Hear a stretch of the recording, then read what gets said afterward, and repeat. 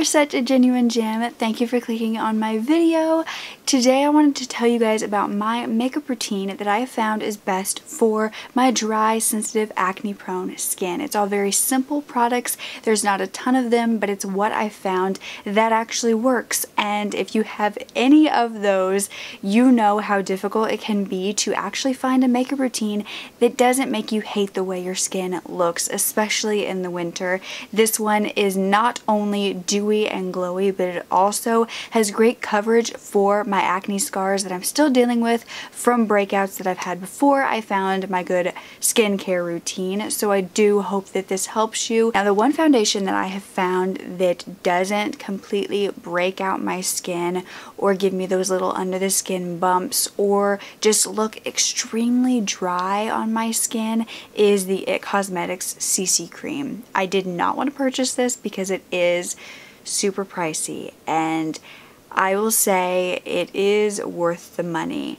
However, I do have a dupe that I will share with you in a moment that is more drugstore, but I just do about half a pump to start out with so I don't waste any, and then I kind of dab it where I need the most coverage, which I'm super pigmented on my cheeks, and I also get hormonal acne down here.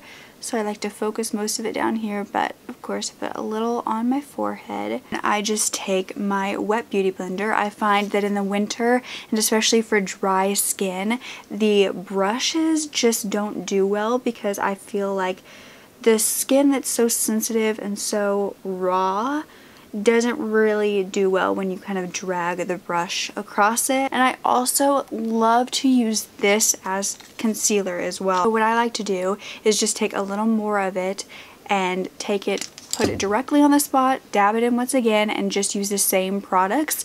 You'll notice that with my routine, I don't choose a ton of different products because I find that's when my skin really freaks out, is when there are so many products on my face. And if you don't know, this right here is a birthmark, and that is why it's a little more red than the rest of my face. I'm sure this looks very attractive. Of course, a good skincare routine always helps, but I think that if a foundation is bad, it's just bad, and so you really have to decide if it's something that you want to spend your money on. But if not, I actually found this foundation for my mother. Of course, when you get older, you are more susceptible to dry skin, to fine lines that will make everything kind of fall into those fine lines. So we were really trying to find her a moisturizing foundation, and we found this No. 7 Lift and Illuminate Triple Action Serum Foundation, and this is from the drugstore. And this seems to basically do the same as the IT Cosmetics CC cream. It's just a very, very illuminating foundation, and it's great for dry skin. It doesn't settle into any of her lines. She's gotten multiple compliments on her skin. She does not have bad skin whatsoever, but it is a little bit harder to find moisturizing when you are getting older, and so this seems to really be working. It also has the sunscreen. It's for SPF 15 in it. It's suitable for sensitive skin as well. It's definitely less money if that's the route you want to take. I don't set this because you'll see in just a little bit that I actually set it with something else other than powder. So I already did my eyebrows before this video even started because I thought that would be super boring, and really I only use powder. I use an eyeshadow, don't use any liquid, because I find that just like your hair, your eyebrows can get super dry and you can almost get those little dandruffy dry flakes that are coming off of your eyebrows. But next we're going to move on to my eyeshadow, and I use a Morphe palette. It's the Morphe 35N, and it is all matte shades, and as you can see, it's very well loved. So I just spot cleaned my brushes, meaning that I rubbed them on the towel that's right here because I'm too lazy to go and wash them for this one time. So I'm so sorry, but I had to be honest because I just felt very guilty after doing that. So that's what I did. They're not too gross. I washed them like a few days ago, a week ago. Most of the time I don't go in with any what is that word? Glitter.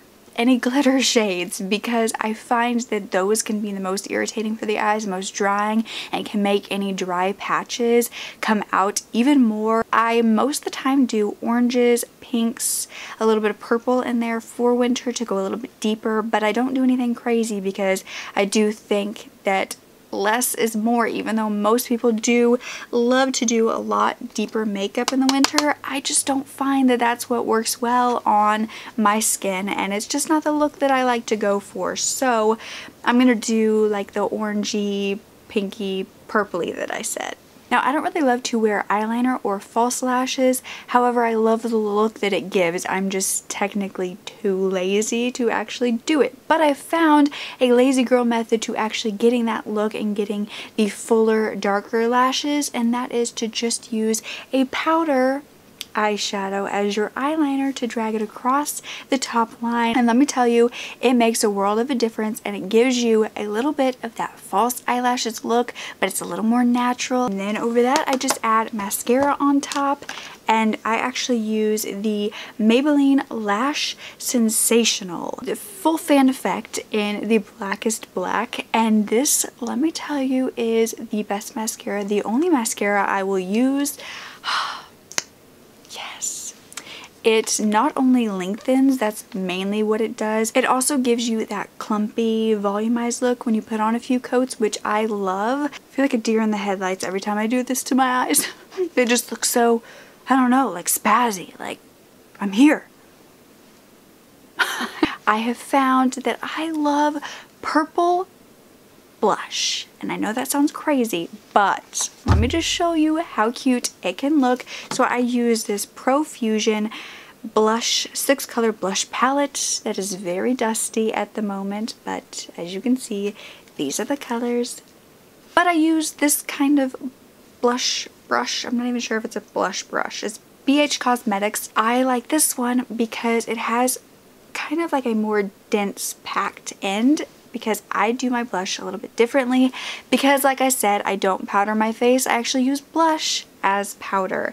I know that sounds crazy, I don't put it everywhere, but just putting it on my cheeks the way I do really seems to calm down the dewiness, so I don't look like a grease ball, but I still look moisturized. And I feel like that word just sounds weird in my mouth, but anyway, so I go into the purple color and I just take a few taps, tap it off, because otherwise you might look a little crazy. And then I just start going in. See, I don't know, it looks crazy at first, but I swear that it gets better. Maybe just hang on a minute. The main way that I do my blush is I kind of stamp it in like this rather than swiping, because once again, just like with a brush for your foundation, it can really make a difference on the way your skin looks. I find that powdered highlights give you more texture.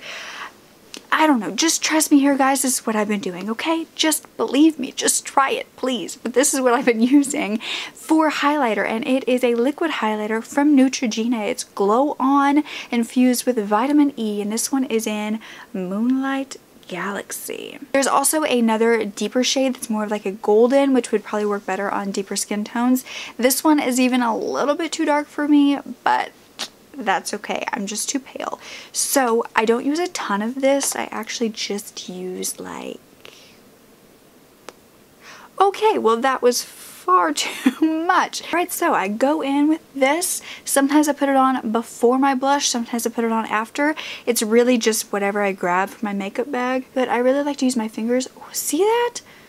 I love to use my fingers because it just meshes so well. It doesn't disrupt any of the products you put down before it. Tiny bit on my nose. Okay, maybe I put a little bit more than a tiny bit. Don't judge me.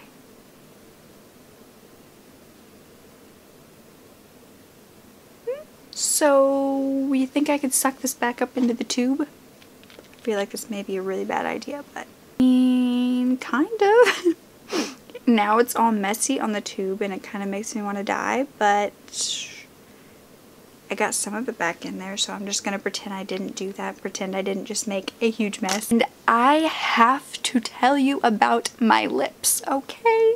Not just my lips, but your lips too. I'm thinking about you, and I really am passionate about these products, which sounds stupid. These are the Vaseline Lip Therapy for deliciously kissable lips. But I'm not lying when I tell you these are heaven in a bottle. This one has a scent to it. It's creme brulee, and it'll make your lips smell, oh, like you just ate a bakery good. I put that one on at night and I will wake up the next morning, my lips are still so juicy and so moisturized, and they don't have that ring of white that's like butthole lips when you wake up either. I put this on in the morning. It gives this nice glowy tint. I put this under any other lip color that I'm wearing, and this one is my favorite. Just like with the purple blush, I find that a purpley lipstick looks best on me. If I use more of a brown color, it turns purple on my lips and gives this dark, seductive purple lingerie. Why did that word come to my head? Just a very alluring color, and I love it. And I swear I'm not trying to be super sexy with my makeup, but these are just the words that are coming to my head, and I just feel like a confident badass bitch when I'm wearing this look. So I don't think that's a bad thing. It's Maybelline, I think. Yes, Maybelline 785 Chocoholic. It looks like this, and I'm almost out because I love it so much. But it's the perfect color. But when I use it in the winter, because I don't want to put it all over my Vaseline covered lips, I just actually take my finger, take a little bit off, and then I dab it on my lips, kind of more as another lip tint slash stain instead of actually using it as a full-blown lipstick. I know how frustrating it can be. Trust me, I have spent years perfecting this routine. It's pretty affordable, and I hope that it helps some of you guys out there. And yeah, if you want me to do a skincare routine, I would love to, because I think I've really gotten the handle on mine. But once again, it comes down to very simple products and steps. I love you, and I do hope to see you again. Okay, bye.